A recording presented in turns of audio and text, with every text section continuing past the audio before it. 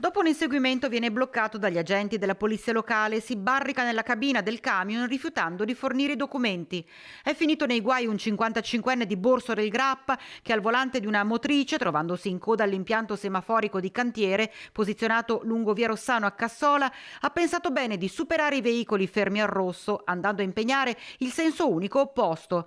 La scena è stata notata da una pattuglia della locale di Cassola che ha acceso la sirena ai lampeggianti intimandogli l'alt, richiesta che ovviamente lui non ha rispettato, cercando invece di seminare i vigili che l'hanno fermato in zona industriale al confine con Rossano.